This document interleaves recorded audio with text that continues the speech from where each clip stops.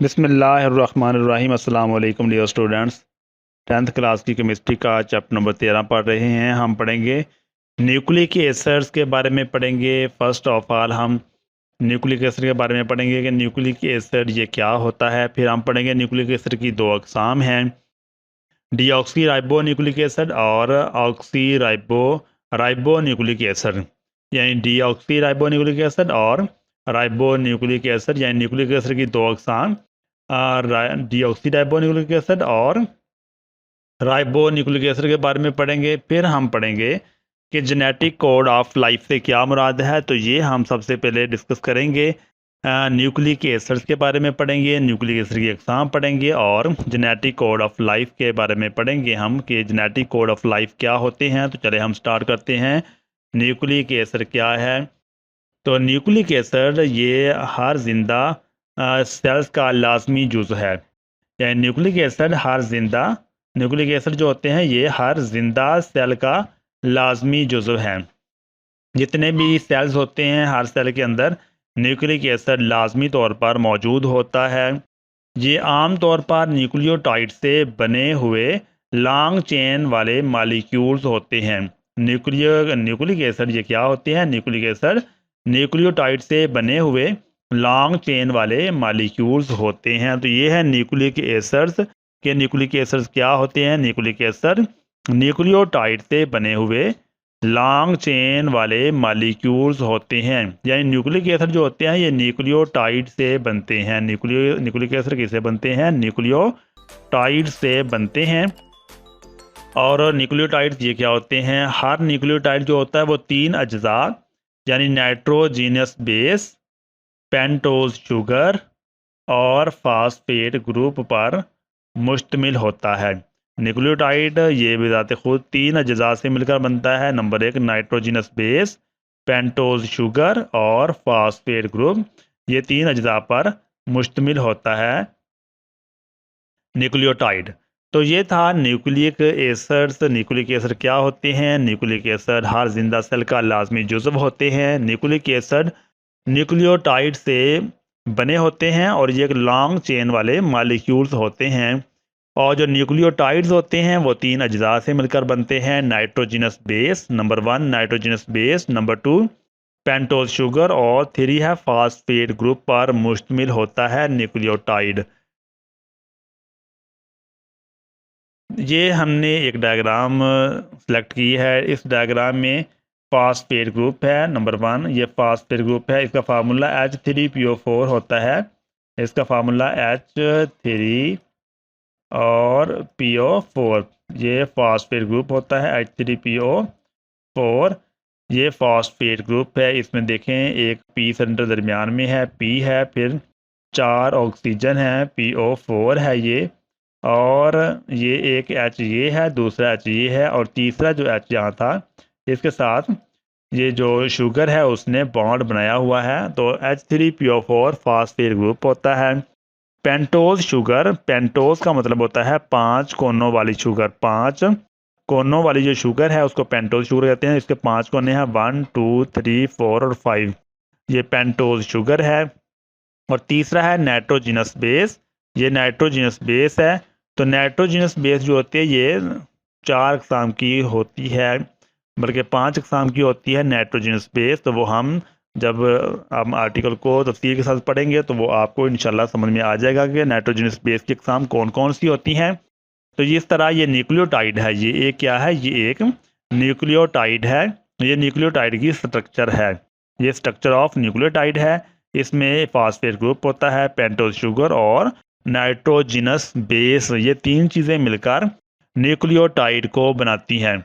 तो ये वाली जो शुगर है इसको हम पेंटोज शुगर कहते हैं। तो पेंटोज शुगर दरअसल इस तरह की होती है कि इसमें ये एक कॉर्नर पर H और OH होता है, दूसरे कॉर्नर पर भी H और OH होता है, फिर H और OH, H और OH, और दरमियान में ये ऑक्सीजन है। तो ये पेंटोज शुगर का स्ट्रक्चरल फार्मूला है। राइबोज शुगर मालिक्यूल इसको कहते हैं, राइबोज शुगर। तो ये 5 कोनों वाली शुगर है। तो ये था न्यूक्लियोटाइड की जो डायग्राम है। न्यूक्लियोटाइड 3 अज्जा पर मुश्तमिल होता है, phosphate group, number 2 pentose sugar और नंबर 3 है नाइट्रोजिनस बेस। और पेंटोज शुगर का ये स्ट्रक्चरल फार्मूला है जिसमें ये वाली OH है और यहाँ पर जो OH है उसने ज़ाहिर नहीं किया हुआ, शो नहीं किया हुआ, क्योंकि ये यहाँ से H और प्लस इसका OH आपस में मिलते हैं तो ये वाटर बनकर निकल जाता है और इसमें फास्फेट ग्रुप के साथ लिंकेज बन जाता है, एक बॉन्ड बन जाता है। इस वजह से यहाँ पर सिर्फ O को ज़ाहिर किया गया है और H और OH को यहाँ पर ज़ाहिर नहीं किया गया। तो ये है पेंटोज शुगर की असल डायग्राम। इसमें हम पढ़ते हैं, यहाँ पर हम देखेंगे कि ये दो किस्म की शुगर हैं। यहाँ पर एक डीऑक्सी राइबोज शुगर है और दूसरी राइबोज शुगर है, यानी एक DNA में इस्तेमाल होती है, ये डीऑक्सी राइबोज है, ये DNA में इस्तेमाल होती है और ये वाली RNA में इस्तेमाल होती है। डीऑक्सी राइबोज मतलब इसमें ऑक्सीजन यहाँ से गायब हो चुकी है, ये ऑक्सीजन के बगैर शुगर है। अगर आप देखें तो इसमें ये कार्बन नंबर 1 है, carbon number 2, carbon number 3, carbon number 4 और कार्बन नंबर 5 कार्बन है। तो जो कार्बन नंबर 2 है, 2 कार्बन में आप देख रहे हैं यहाँ पर सिंगल H मौजूद है, तो इसमें ऑक्सीजन मौजूद नहीं है, जबकि राइबोज शुगर में यहाँ पर OH मौजूद है, तो इसको हम राइबोज शुगर कहते हैं। इसको हम डीऑक्सी यानी ऑक्सीजन के बगैर जो शुगर है उसको हम डीऑक्सी राइबोज कहते हैं। तो ये फ़र्क है राइबोज शुगर का और डीऑक्सी राइबोज शुगर का। ये राइबोज शुगर है और ये वाली डीऑक्सी राइबोज है, क्योंकि इसमें यहाँ पर जो ऑक्सीजन है वो गायब है। तो ऑक्सीजन का गायब हो जाना कार्बन नंबर 2 पर, इसे हम कहते हैं 2 डीऑक्सी राइबोज, यानी कार्बन नंबर 2 पर जो ऑक्सीजन थी वो यहाँ पर गायब है, यहाँ पर मौजूद नहीं है, तो ये 2 डीऑक्सी राइबोज है। यानी कार्बन नंबर 2 पर ऑक्सीजन मौजूद नहीं है, इसलिए हम इसे कहते हैं 2 डीऑक्सी राइबोज। डी का मतलब है गायब हो जाना, डीऑक्सी ऑक्सीजन गायब है, तो इसको हम कहते हैं 2 डीऑक्सी राइबोज। और जो फर्स्ट वाली है उसमें ऑक्सीजन मौजूद है, उसको हम राइबोज शुगर कहते हैं। इसमें हम पढ़ते हैं, इसमें देखते हैं कि किस तरह से जो न्यूक्लियोटाइड है वो आपस में जुड़ते हैं। ये एक न्यूक्लियोटाइड है, इसको हम एडेनिन कहते हैं, एडेनिन न्यूक्लियोटाइड।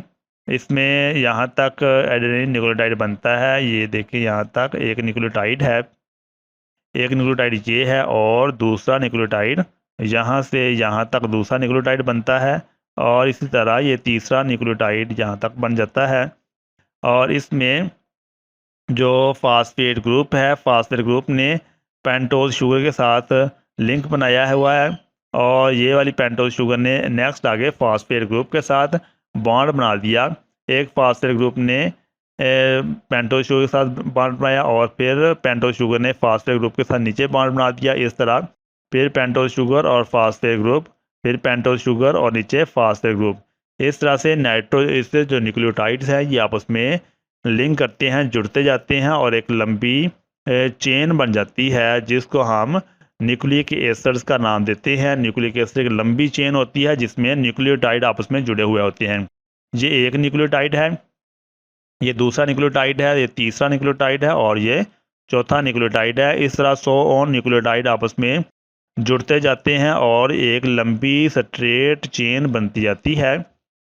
फास्फेट ग्रुप यहाँ पर H3PO4 ने फास्फेट ग्रुप ने ये पेंटोज शुगर के साथ बॉन्ड बनाया और पेंटोज शुगर नीचे वाला जो न्यूक्लियोटाइड है उसका जो फास्फेट था उसने पेंटोज शुगर के कार्बन नंबर 3 के साथ बॉन्ड बना दिया। ये कार्बन नंबर 5 है, कार्बन नंबर 3 और कार्बन नंबर 5 हिस्सा ले रहे हैं। तो इसमें आपको समझ में आ गया होगा कि किस तरह से न्यूक्लियोटाइड आपस में जुड़ते हैं और एक लंबी चेन बनती है। ये वाला एक पहला न्यूक्लियोटाइड है और पहले न्यूक्लियोटाइड के 3 हिस्से हैं। Number 1 phosphate group, number 2 pentose sugar और नाइट्रोजिनस बेस। ये एक न्यूक्लियोटाइड था, एक न्यूक्लियोटाइड है, ये दूसरा न्यूक्लियोटाइड है जिसका ये फास्फेट ग्रुप है और ये पेंटोज शुगर है और नाइट्रोजिनस बेस। जो पहले वाला इसको हम कहते हैं, ये पहले वाला हमारा न्यूक्लियोटाइड है, ये हमारा दूसरा न्यूक्लियोटाइड है। जो पहला न्यूक्लियोटाइड है उसका जो पेंटोज शुगर है वो और दूसरा न्यूक्लियोटाइड का फास्फेट ग्रुप ये आपस में लिंक बनाते हैं, यहाँ पर आपस में जुड़ जाते हैं और इस तरह एक न्यूक्लियोटाइड दूसरे न्यूक्लियोटाइड के साथ जुड़ जाता है। दूसरा न्यूक्लियोटाइड है ये तीसरा न्यूक्लियोटाइड के साथ जुड़ेगा, तो दूसरे न्यूक्लियोटाइड का ये पेंटोज शुगर, ये शुगर, और तीसरे की फास्फेट ग्रुप, ये आपस में बॉन्ड बना लेते हैं, तो ये आपस में जुड़ जाते हैं। इस तरह फास्फेट ग्रुप जो है ये न्यूक्लियोटाइड को आपस में जोड़ने का काम कर रहा है। यहाँ पर आप देख रहे हैं कि phosphate group H3PO4 phosphate group क्या कर रहा है, न्यूक्लियोटाइड को आपस में जोड़ने का काम कर रहा है। हर न्यूक्लियोटाइड को जो दूसरा न्यूक्लियोटाइड है उसका फास्फेट ग्रुप जोड़ रहा है। और ये जब गौर से आप देखेंगे इसको, अगर आप दोबारा फिर इस वीडियो को देखें तो आपको समझ में आ जाएगा किस तरह से ये आपस में जुड़ रहे हैं। इसको बहुत ज़्यादा आपने गौर के साथ देखना है, फिर ये आपको समझ में आएगा कि पहला जो न्यूक्लियोटाइड है वो दूसरे न्यूक्लियोटाइड के साथ किस तरह से जुड़ रहा है। जो पहला न्यूक्लियोटाइड है वो दूसरे न्यूक्लियोटाइड के फास्फेट ग्रुप के साथ जुड़ता है और बॉन्ड बन जाता है। इस तरह जो दूसरा न्यूक्लियोटाइड है वो तीसरे के फास्फेट ग्रुप के साथ मिलकर बॉन्ड बना लेता है। इस तरह एक लंबी चेन बन जाती है जिसको हम न्यूक्लिक एसिड कहते हैं। हम इसको न्यूक्लिक एसिड का नाम देते हैं। न्यूक्लिक एसिड की दो अकसाम हैं, डीऑक्सी राइबोन्यूक्लिक एसिड और राइबोन्यूक्लिक एसिड।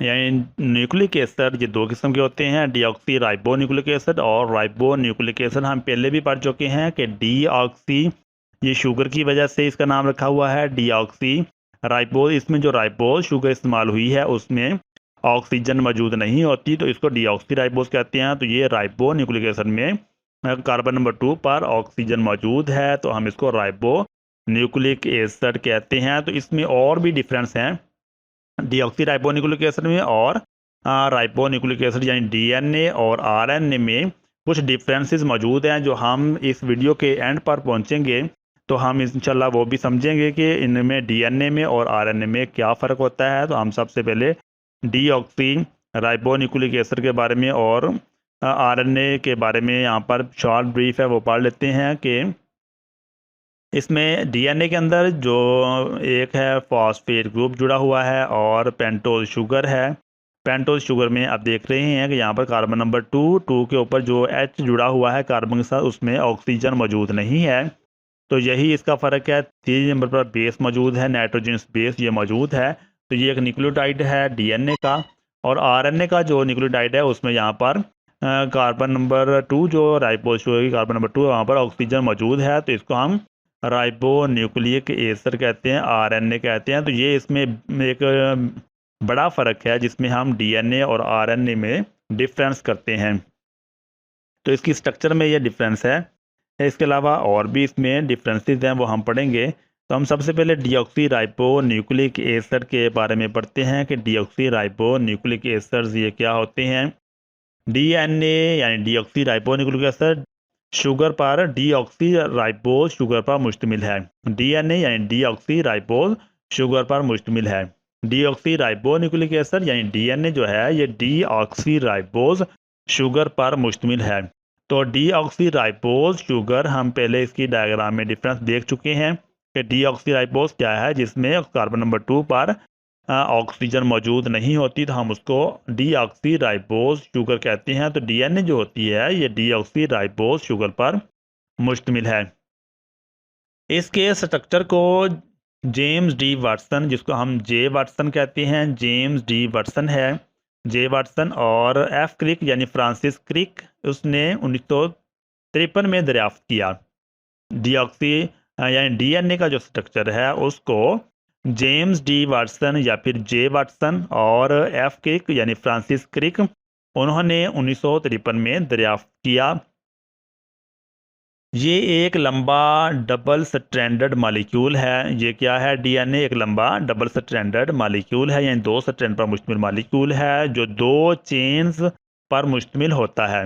ये 2 चेन्स पर मुश्तमिल होता है। शुगर और फास्फेट ग्रुप्स चेन्स की बैकबोन बनाते हैं। शुगर और फास्फेट ग्रुप चेन्स की बैकबोन बनाते हैं और दोनों चेन्स बेसिस के ज़रिए जुड़ी होती हैं। दोनों चेन्स बेसिस के ज़रिए आपस में जुड़ी होती हैं। तो ये होता है डीएनए। तो ये एक दूसरे के साथ डबल हेलिक्स बनाते हुए लिपटी होती हैं, यानी दोनों चेन्स जो होती हैं वो डबल हेलिक्स बनाते हुए आपस में लिपटी होती हैं। डीएनए क्या होता है, डीएनए ये एक लंबा डबल स्ट्रैंडेड मॉलिक्यूल है जो 2 चेन्स पर मुश्तमिल होता है, जो 2 चेन्स पर मुश्तमिल होता है। शुगर और फास्फेट ग्रुप चेन्स की बैकबोन बनाते हैं। शुगर और फास्फेट ग्रुप ये क्या करते हैं, चेन्स की बैकबोन बनाते हैं और दोनों चेन्स बेसिस के ज़रिए आपस में जुड़ी होती हैं। दोनों चेन्स एक दूसरे के साथ जुड़ती हैं तो बेसिस के ज़रिए जुड़ी होती हैं। ये एक दूसरे के साथ डबल हेलिक्स बनाते हुए लिपटी होती हैं। तो ये वाली डायग्राम है, डबल स्ट्रैंडेड है, एक स्ट्रैंड ये है, दूसरा स्ट्रैंड ये है, डबल स्ट्रैंड है और ये हेलिक्स बनाते हैं। हेलिक्स कहते हैं इस तरह आपस में स्प्रिंग की तरह आपस में जुड़ना। तो ये एक हेलिक्स है, सीढ़ी की शक्ल बन देती है, जैसे घूमने वाली सीढ़ी होती है। तो जो ऐसी सीढ़ी जिसकी मदद से हम छत पर जाते हैं या दूसरे पोर्शन पर जाते हैं, तो ये बाज़ दफ़ा ये सीढ़ी हेलिक्स की तरह की होती है, स्प्रिंग नमा होती है, तो इसको डबल हेलिक्स कहते हैं। तो ये जो दोनों स्ट्रैंड हैं, ये एक स्ट्रैंड और दूसरा स्ट्रैंड आपस में नाइट्रोजनस बेस के ज़रिए आपस में जुड़े हुए हैं। ये नाइट्रोजनस बेस है जिसके ज़रिए दोनों स्ट्रैंड आपस में जुड़े हुए होती हैं। तो ये डीएनए का स्ट्रक्चर है। जेनेटिक कोड ऑफ लाइफ से क्या मुराद है? जेनेटिक कोड ऑफ लाइफ ये डीएनए का फंक्शन है। डीएनए काम क्या करता है? डीएनए बहुत ही अहम काम सरअंजाम देता है। पहला जो इसका काम है वो जेनेटिक कोड ऑफ लाइफ है। जेनेटिक कोड ऑफ लाइफ के बारे में हम पढ़ते हैं। जेनेटिक कोड ऑफ लाइफ से क्या मुराद होता है? सेल के न्यूक्लियस में डीएनए जेनेटिक इन्फॉर्मेशन की स्टोरेज की मुस्तकिल जगह है। यानी सेल के न्यूक्लियस में डीएनए मौजूद होता है और डीएनए क्या करता है? जेनेटिक इन्फॉर्मेशन की स्टोरेज की मुस्तकिल जगह होती है, पक्की पक्की जगह होती है जहाँ पर इंफॉर्मेशन को स्टोर करता है सेल। सेल की जितनी भी इंफॉर्मेशन होती हैं वो डीएनए में स्टोर होती हैं। इसमें सेल की तमाम जेनेटिक इन्फॉर्मेशन ज़ख़ीरा होती हैं। यानी डीएनए के अंदर सेल की तमाम जेनेटिक इन्फॉर्मेशन ज़ख़ीरा होती हैं। ये इन इंफॉर्मेशन को बतौर हदायत नस्ल दर नस्ल मुंतकिल करता है कि किस तरह अमाइनो एसिड से ख़ास किस्म की प्रोटीन्स तैयार की जाएँ। ये हदायत जेनेटिक कोड ऑफ लाइफ कहलाती हैं। डीएनए के अंदर इंफॉर्मेशन स्टोर होती हैं। सेल की तमाम इंफॉर्मेशन सेल के अंदर स्टोर होती हैं और इन इंफॉर्मेशन को जेनेटिक इंफॉर्मेशन कहते हैं। जेनेटिक इंफॉर्मेशन को जो डीएनए है ये बतौर हदायत नस्ल दर नस्ल मुंतकिल करता है कि किस तरह से अमाइनो एसिड से ख़ास किस्म की प्रोटीन तैयार की जाए। ये हदायत जेनेटिक कोड ऑफ लाइफ कहलाती हैं। डीएनए तयन करता है कि ये ऑर्गेनिज्म यानी इंसान, दरख्त या कोई जानवर होगा। डीएनए तयन करता है कि ये ऑर्गेनिज्म इंसान होगा, दरख्त होगा या जानवर होगा और सेल एक नर्व सेल होगा या फिर मसल सेल होगा। किस किस्म का सेल होगा ये भी डीएनए तयन करता है। और डीएनए ये भी तयन करता है कि जो ऑर्गेनिज्म है वो इंसान है, दरख्त है या फिर कोई जानवर है। ये डीएनए का काम है। डीएनए में नाइट्रोजिनस बेसिस की तरतीब नए सेल्स में प्रोटीन्स के बनने का तयन करती है। डीएनए में नाइट्रोजन बेसिस की जो तरतीब होती है उसको हम जीन भी कहते हैं। डीएनए में नाइट्रोजिनस बेसिस की तरतीब को हम क्या कहते हैं? जीन भी कहते हैं। तो जीन जो होते हैं ये प्रोटीन बनने का तयन करती है कि जीन में ये सारी इंफॉर्मेशन मौजूद होती है किस तरह का प्रोटीन को तैयार करना है। तो डीएनए में नाइट्रोजिनस बेसिस की तरतीब यानी जो जीन है वो नए सेल्स में प्रोटीन के बनने का तयन करती है। डीएनए का डबल हेलिक्स इस बात को यकीनी बनाता है कि कोई गड़बड़ ना हो, यानी जो प्रोटीन बननी है वो बिल्कुल दुरुस्त अंदाज में बने।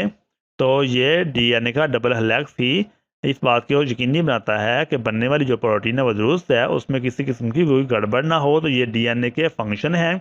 डीएनए बहुत ही अहम काम सरअंजाम देता है। डीएनए में जीन्स मौजूद होती हैं और ये आरएनए की प्रोडक्शन को कंट्रोल करती हैं। यानी डीएनए जो होते हैं उसके अंदर जीन्स मौजूद होते हैं। डीएनए में जो ख़ास तरतीब होती है न्यूक्लियोटाइड की, डीएनए में न्यूक्लियोटाइड की ख़ास तरतीब को जीन्स कहते हैं। तो जीन्स जो होती हैं ये आरएनए की प्रोडक्शन को कंट्रोल करते हैं। डीएनए से आरएनए बनेगा और आरएनए से फिर आगे प्रोटीन बनती है। डीएनए जो होते हैं उसके अंदर जीन्स मौजूद होते हैं और जीन्स क्या करती हैं कि आरएनए की प्रोडक्शन को कंट्रोल करती हैं।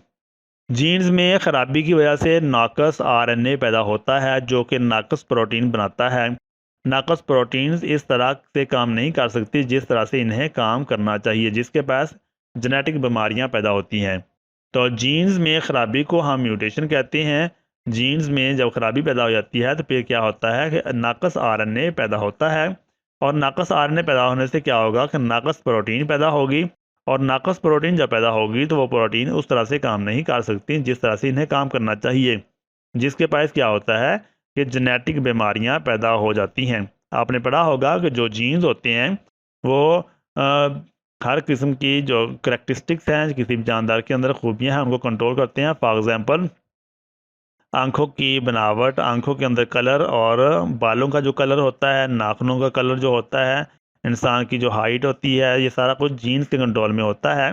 तो जीन्स जो होते हैं ये आरएनए को प्रोड्यूस करते हैं, आरएनए पैदा होता है जीन्स की वजह से।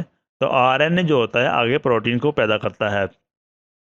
राइबो न्यूक्लिक एसिड्स ये क्या होते हैं? Ribo nucleic acid ribose sugar पर मुश्तमिल होता है। राइबो न्यूक्लिक एसिड क्या होते हैं कि राइबोज शुगर पर मुश्तमिल होता है। ये एक सिंगल स्ट्रैंडेड मालिक्यूल है।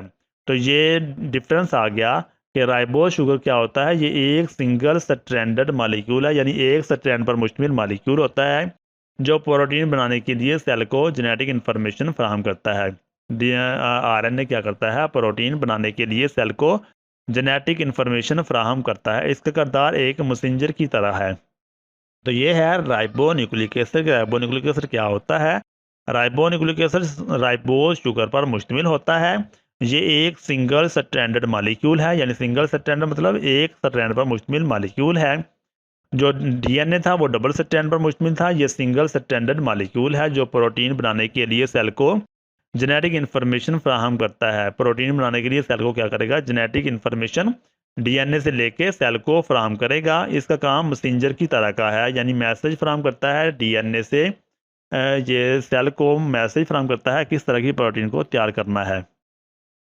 डीएनए जेनेटिक हदायत को नकल करने के लिए आरएनए बनाता है, यानी डीएनए जो होता है ये जेनेटिक हदायत को नकल करने के लिए क्या करता है? आरएनए को बनाता है। आरएनए नई प्रोटीन बनाने के लिए जेनेटिक हदायत को वसूल करता है। आरएनए नई प्रोटीन बनाने के लिए जेनेटिक हदायत को वसूल करता है, डीएनए से वसूल करता है, फिर पढ़ता है, डिकोड करता है और इन्हें इस्तेमाल करते हुए नई प्रोटीन बनाता है। यानी आरएनए ये डीएनए से इंफॉर्मेशन हासिल करता है। इंफॉर्मेशन हासिल करने के बाद फिर उसको पढ़ता है, पढ़ने के बाद डिकोड करता है, डिकोड करने के बाद इन्हें इस्तेमाल करते हुए नई प्रोटीन्स बनाता है। तो ये आरएनए का काम है। आरएनए नई प्रोटीन बनाने का जिम्मेदार होता है। डायग्राम है, डायग्राम में ये सबसे पहले डीएनए न्यूक्लियस के अंदर मौजूद होता है। डीएनए आरएनए बनाता है और हदायत मुंतकिल करता है। डीएनए क्या करता है? आरएनए बनाता है, और आरएनए जब बन जाती है तो आरएनए को हदायत मुंतकिल करता है, और आरएनए फिर उन हदायत के मुताबिक सेल से क्या करता है? प्रोटीन्स तैयार करवाता है।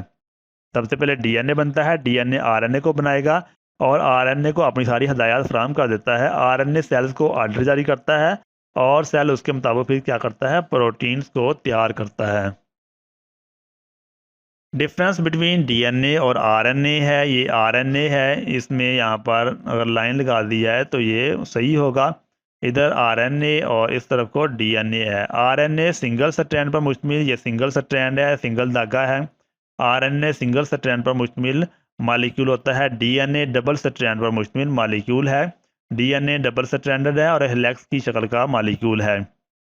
नाइट्रोजिनस बेसिस ये साइटोसिन है, गेवानिन है, एडेनिन और यूरासिल आरएनए में इस्तेमाल होती है। आरएनए में यूरासिल इस्तेमाल हो रही है, जबकि जो डीएनए उसमें थायामीन नाइट्रोजिनस बेस इस्तेमाल होती है। तो आपने पढ़ा था कि जो न्यूक्लियोटाइड है उसमें 3 अज्जा होते हैं। एक होता है राइबोज शुगर और फास्फेट ग्रुप और नाइट्रोजिनस बेस। इसमें नाइट्रोजनस बेस यूरासिल है, तो डीएनए में थायामीन नाइट्रोजनस बेस इस्तेमाल होती है। बाकी साइटोसिन इसमें भी है, साइटोसिन डीएनए में मौजूद है, गेवानिन आरएनए में मौजूद है और डीएनए में भी मौजूद है, एडेनिन डीएनए आरएनए में मौजूद है और डीएनए में भी मौजूद है। जबकि आरएनए में यूरासिल है और डीएनए में क्या है? थायामीन मौजूद है। तो ये भी डिफरेंस है आरएनए का और डीएनए का। ये पेपर में भी पूछा जा सकता है कि डीएनए और आरएनए में क्या फ़र्क है। डीएनए का और आरएनए का फ़र्क ये है कि आरएनए सिंगल स्ट्रैंड है और डीएनए क्या है? डबल स्ट्रैंड है। आरएनए इसमें जो नाइट्रोजन बेस है वो यूरासिल इस्तेमाल होती है, जबकि डीएनए में थायामीन नाइट्रोजन बेस इस्तेमाल होती है। तो इस तरह ये डबल हेलिक्स होता है, हेलिक्स की शक्ल का होता है। डीएनए जो ये डीएनए इंफॉर्मेशन को स्टोर करता है, आरएनए इंफॉर्मेशन को स्टोर नहीं करता। डीएनए ये आरएनए को पैदा करता है, और जबकि जो डीएनए है ये बिज़ाते खुद ही हर सेल के अंदर मुंतकिल होता है। ये नस्ल दर नस्ल मुंतकिल होता रहता है, और डीएनए आरएनए को पैदा करता है।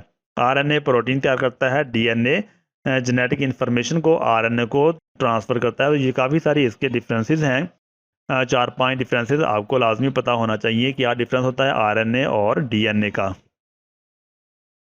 दिलचस्प मालूमात पढ़ लेते हैं। डीएनए के स्ट्रक्चर में नक्स पैदा होने से, यानी डीएनए की जो म्यूटेशन है, डीएनए के स्ट्रक्चर में नक्स पैदा होने से या हदायत मुंतकिल करने, नक्शे सानी बनाने के अमल के दौरान मुदाखलत की वजह से कैंसर लाहक हो सकता है। बस डीएनए के अमल करने के तरीका को समझकर कैंसर का इलाज किया जा सकता है। कहते हैं कि डीएनए जो होता है ये कंट्रोल सेंटर होता है। डीएनए सेल के अंदर प्रोटीन बनाने का जिम्मेदार होता है। ये डीएनए अगर डीएनए के अंदर किसी किस्म की तो तब्दीली वाक़ हो जाए, इसमें कोई मुदाखलत वाक़ हो जाए, तो फिर क्या होता है कि डीएनए सही तरह से आरएनए प्रोड्यूस नहीं करता, और आरएनए जो है वो सही तरह से आगे प्रोटीन पैदा नहीं करता, जिसकी वजह से बीमारियां पैदा होती हैं, जिसको जेनेटिक डिजीज़ भी कहते हैं। तो डीएनए के स्ट्रक्चर में नक्स पैदा होने से या हदायत मुंतकिल करने, नक्शे सानी बनाने के अमल के दौरान मुदाखलत की वजह से कैंसर लाहक हो सकता है। डीएनए के अमल करने के तरीक़ाकार को समझकर कैंसर का इलाज किया जा सकता है। तो ये था हमारा आज का सबक, जिसमें हमने न्यूक्लिक एसिड के बारे में पढ़ा। उम्मीद है कि जो हमने पढ़ा है वो आपको समझ में आ गया हो।